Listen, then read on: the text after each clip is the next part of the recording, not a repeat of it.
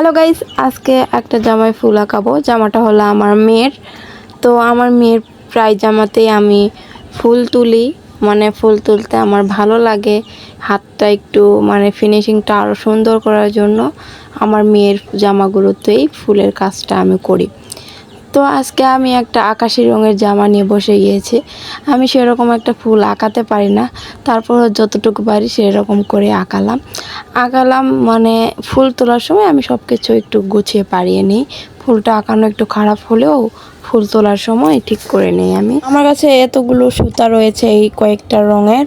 তো কোন কালারের সুতা দিয়ে ফুল তুললে বেশি ভালো লাগবে? আমার কাছে মনে হচ্ছে লাল রঙের সুতা দিয়ে ফুল তুললে বেশি ভালো লাগবে। এই জন্য আমি আজকে আর ফুল তুললাম না, শুধু একে রেখে দিলাম। লাল কালার সুতা নিয়ে এসে তারপরে ফুল তুলব।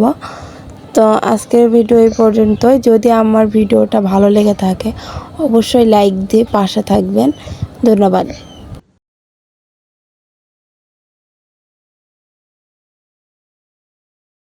জানি আমার জামাই ফুলগুলো একটু ভালো হয় নাই, তারপরে আমি ফুল যখন তুলব তখন সবগুলো আমি আমার মতো করে আমি ফুল উঠাবো।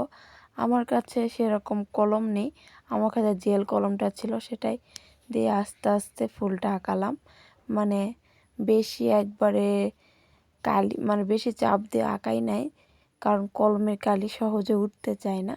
এই জন্য হালকা করে করে আঁকাইছে আপনাদের বোঝানোর ক্ষেত্রে।